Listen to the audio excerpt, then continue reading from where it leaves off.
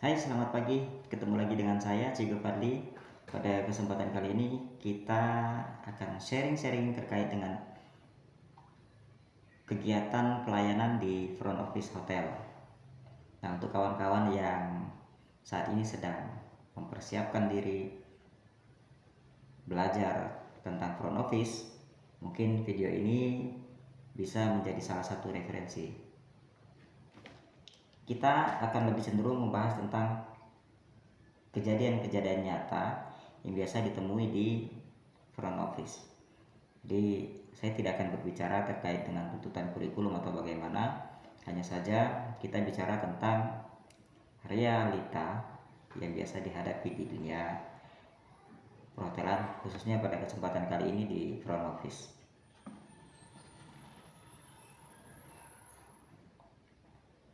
Di sini saya sudah mempersiapkan sebuah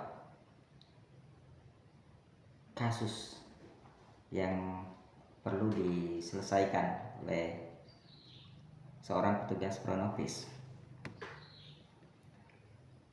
Katakanlah pada hari ini saya bertugas sebagai resepsionis. Kalau bicara tentang resepsionis, kira-kira kasusnya apa? Apakah melalui reservasi? Kemungkinan walking guest. Oke. Kemungkinan walking guest. Bisa juga dia sudah reservasi, kemudian dia datang menemui resepsionis untuk registrasi. Nah, kita lihat nanti di kasus ini. Saya bertugas sebagai resepsionis pada hari ini di jam 13.30 siang ya. Kemudian kedatangan tamu yaitu Tuan Asep. Tuan Asep saja biar gampang. Tuan Asep dan istrinya Nyonya Asep. Otomatis Nyonya Asep ya. Oke. Katakanlah nama Nyonya Asep ini, nama istri Tuan Asep ini adalah Ibu Rohmah. Nah, jadi Pak Asep dan Bu Rohmah. Maaf, ini hanya karangan saja. Kalau ada kesesuaian nama atau penokohan itu tanpa disengaja. Kemudian mereka berencana akan menginap di hotel tempat saya bekerja ini selama 2 malam. 2 malam ya. 2 malam. Kalau nginap di hotel pakai malam, bukan pakai hari. Namanya orang nginap kan bermalam ya. Jadi hitungannya adalah malam. Nah, pada kasus yang barusan saya sebutkan tadi, saya ceritakan tadi sekilas itu, kira-kira kawan-kawan bisa menangkap tidak? Itu apakah tamu yang sudah reservasi atau kira-kira itu belum reservasi, atau apa istilahnya, walk-in guest. Coba walk-in guest, kira-kira seperti itu. Oh, mungkin bisa juga reservasi tadi ya. Nanti kita lihat. Mereka, Pak Asep dan Bu Rohmah itu adalah walk-in guest pada kasus ini. Setelah mendapatkan informasi, Pak Asep menyetujui dengan kamar yang tersedia dan harga yang ditawarkan. Artinya, ketika Pak Asep dan Bu Rohmah datang bertemu dengan resepsionis, telah terjadi perbincangan, penyampaian informasi yang dilakukan antara dua belah pihak. Dari resepsionis menyampaikan informasi terkait ketersediaan kamar, jenis kamar, dan harga, tarif, room rate-nya. Kemudian terjadilah deal ya. Kita lihat lagi. Mereka akan check out sesuai waktunya. Artinya tadi berapa malam? 2 malam. Baik. Lakukan pekerjaan resepsionis dalam menangani tamu check-in dan check-out sesuai SOP. Sesuai SOP kawan-kawan. standar operational procedure. Jadi kalau bicara tentang SOP, bisa jadi SOP di satu hotel dengan SOP hotel yang lain itu ada perbedaan. Namun secara umum sama.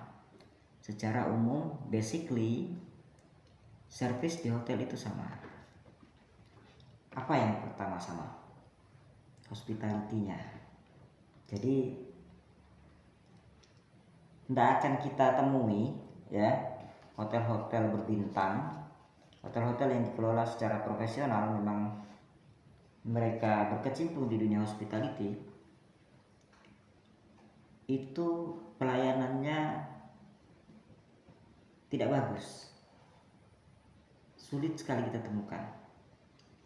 Saya belum pernah menemukan layanan-layanan yang tidak ramah, layanan-layanan yang tanpa senyum, bahasa yang ketus, layanan yang kasar mungkin. Saya belum pernah menemukan. Beberapa kali cukup sering saya menginap di hotel-hotel besar dan belum pernah terjadi. Walaupun itu saat itu saya check in, tamunya ramai saudara. Itu belum pernah saya alami. Nah, pada kesempatan ini sama juga yang dialami oleh Pak Asep dan Bu Rohmah, itu benar-benar mereka harusnya mendapatkan layanan yang istimewa dari seorang petugas resepsionis. Kita lihat. Katakanlah SOP-nya atau urutan kerjanya. 1. Menyambut kedatangan tamu. Seperti biasa, karena kita petugas front office, kita sambut kedatangan tamu. Nah, karena kita bicaranya kali ini adalah resepsionis, nah kita nggak akan bicara tentang doorman ya. Kalau nanti kita bicara tentang kasus doorman, dia nyambut tamu juga. Nah, sekarang lebih fokus ke resepsionis. Menyambut tamu, apa yang dilakukan seorang petugas resepsionis ketika menyambut kedatangan tamu? Apakah saya sebagai resepsionis atau kawan-kawan sekalian sebagai resepsionis sudah mengetahui yang datang ini adalah tamu yang sudah reservasi atau belum? Nah, apakah kawan-kawan ketika menjadi seorang petugas resepsionis memberikan pelayanan yang berbeda pada berdasarkan style atau penampilan tamu yang datang? Misalnya pas dilihat, wah tamunya mewah nih, pakai jas ya kan, pakai dasi, bawa koper, istrinya juga dandanannya rapi, bajunya mewah, tasnya mewah, sepatu tinggi, pokoknya mewah sekali. Itu akan berbeda pelayanannya dibanding orang yang datang dengan penampilan biasa saja. Apakah beda? Tidak boleh dibedakan. Siapapun yang datang ke hotel dengan penampilan baik, dengan wajah yang menyenangkan atau kurang menyenangkan, mungkin dia ya perawakannya garang, dingin ya kan, tetap kita layani dengan ramah. Hal pertama yang harus kita tampilkan sebagai petugas resepsionis, karena kita ada di kantor depan, salah satu citra utama, first impression di hotel adalah tugas front office. Ketika kita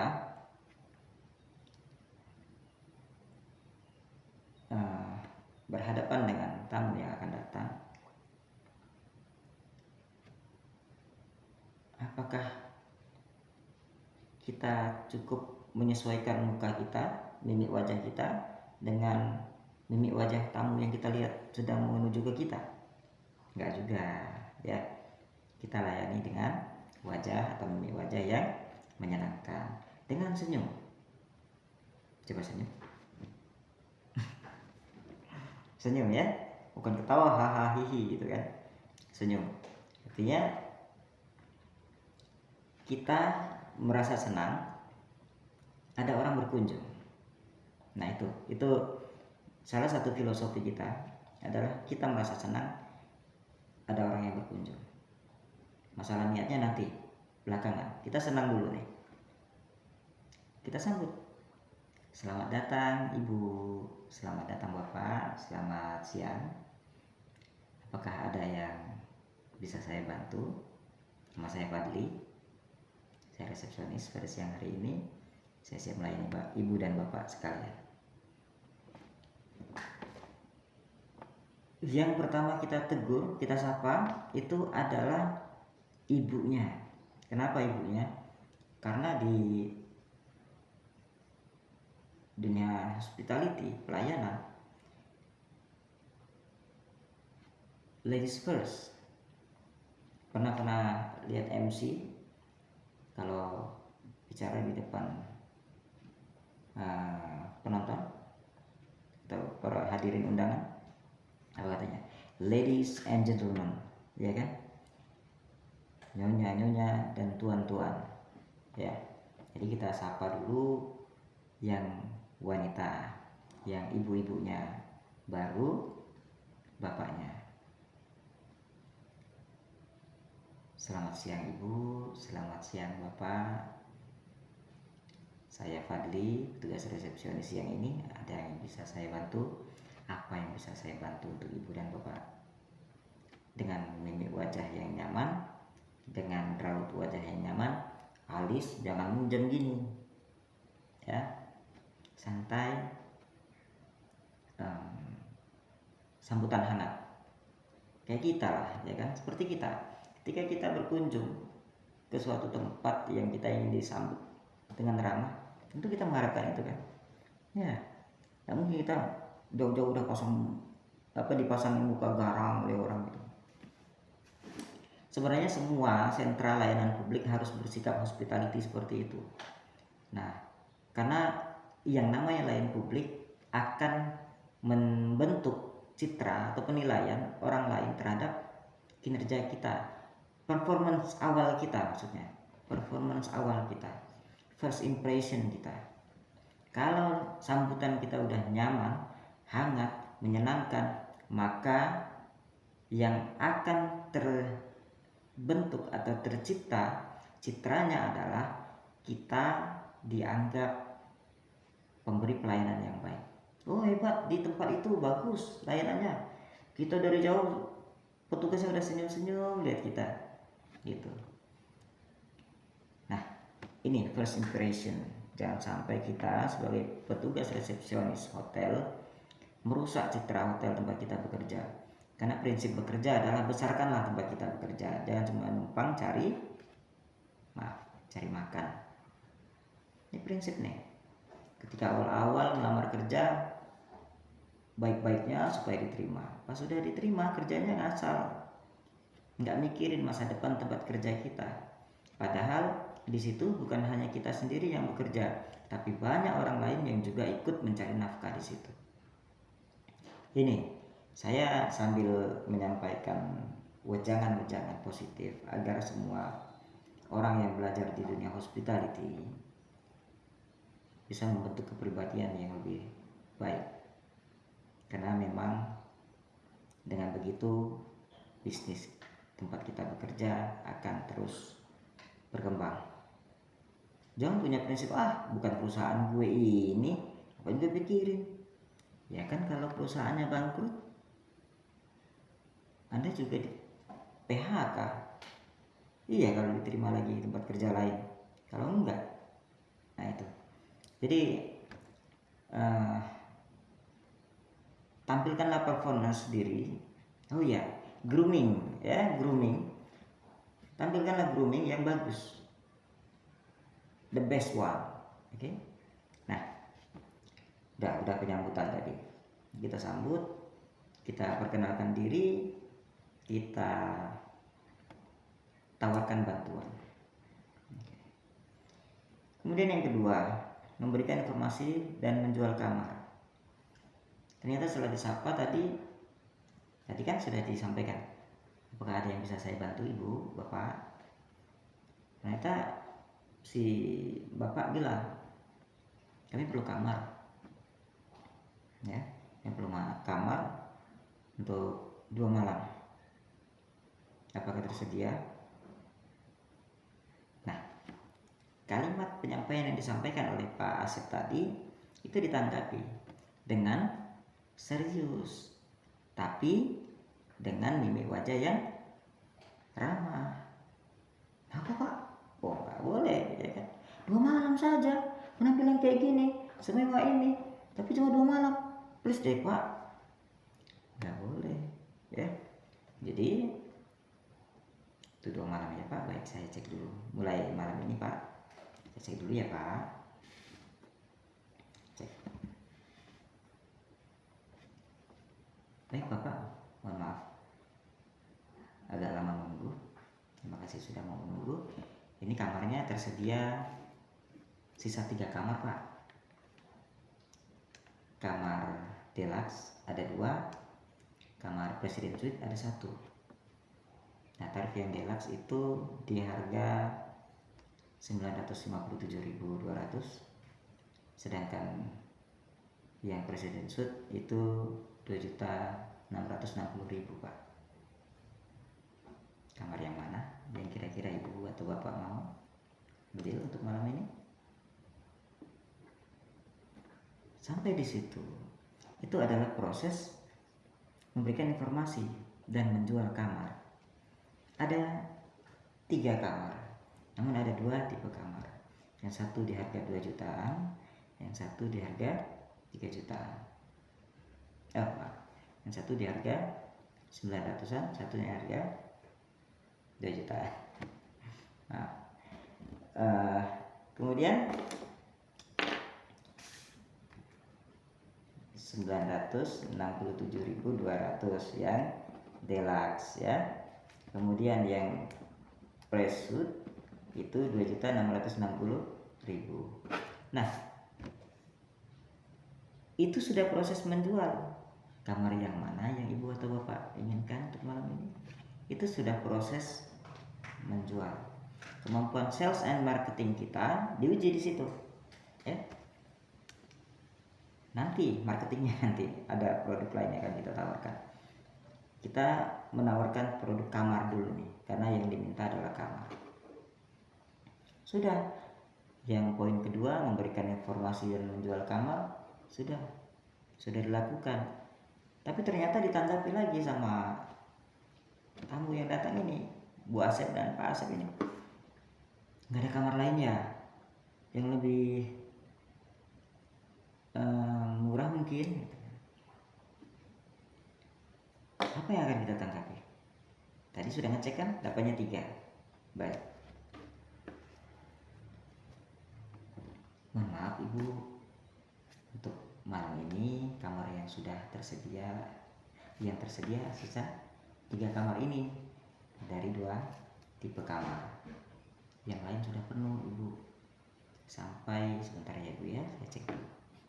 Cek di komputer, di sistem, ternyata sampai 4 hari ke depan penuh Ibu. Bagaimana Ibu, Bapak? Proses penjualan. Kalau kita ngotot, oh maaf Bu, nggak ada lagi kamar, kalau yang murah kita nggak ada, mungkin cari di hotel lain. Nah, itu tidak boleh. Pelayanan seperti itu sangat tidak boleh. Bukan tidak dianjurkan lagi, tapi memang tidak boleh dilakukan. Masa pelayanan seperti itu ya kan? Ramah. Hal pertama yang harus dilakukan adalah ramah. Apapun itu, jangan meremehkan tamu ketika mereka mencari harga yang murah.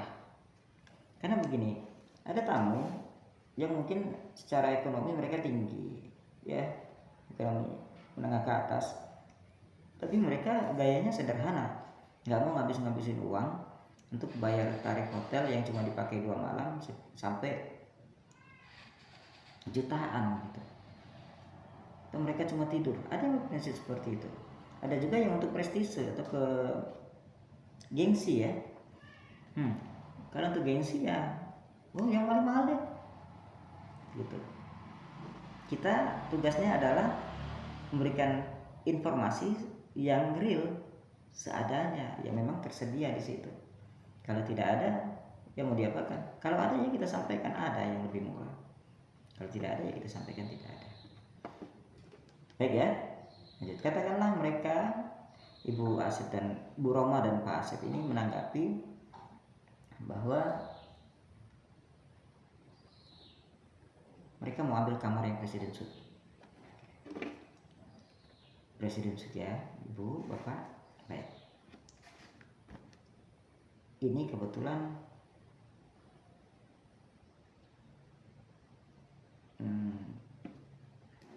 sisa satu kamar tadi seperti yang saya sampaikan.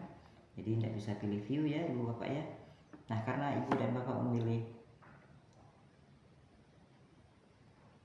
presiden suite, nanti saya akan jelaskan fasilitas apa yang Ibu dan Bapak akan dapatkan selama menginap di sini di kamar presiden suite. Namun sebelumnya, bolehkah saya minta kartu identitas? Pinjam sebentar. Baik.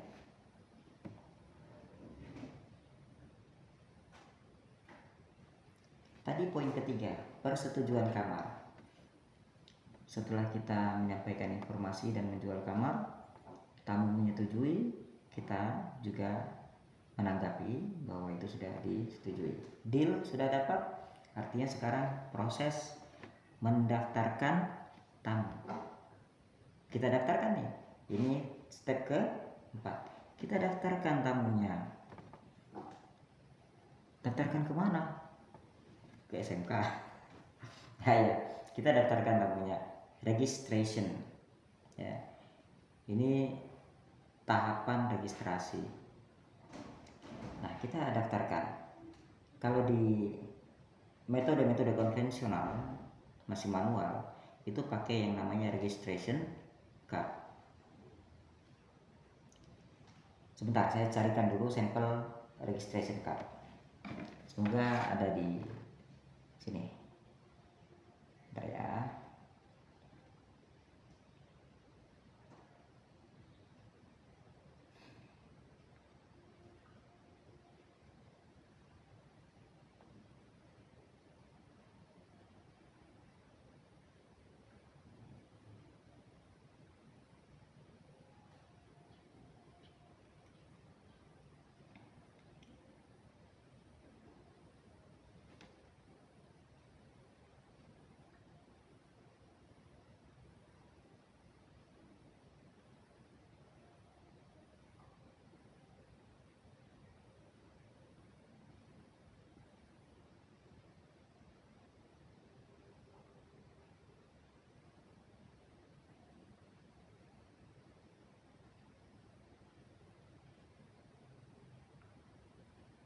Oh, kebetulan saya nggak simpan ini dokumennya. Nanti kawan-kawan bisa pakai form yang ada di sekolah. Karena di kami pakai sistem ya. Coba deh pakai sistem. Kalau kawan-kawan di sekolah SMK Perhotelan bisa pakai sistem. Nanti sistemnya apa bisa kontak saya. Sistem yang kami pakai itu memang kebetulan untuk level-level bintang 3 ke bawah maksimal untuk pemakaiannya ya. Nanti bisa kontak saya. Kemudian kita lanjut, kita daftarkan nih tamu. Registration ya, kita daftarkan. Sudah terdaftar. Kira-kira setelah didaftarkan atau dalam proses pendaftaran, data apa yang kita input?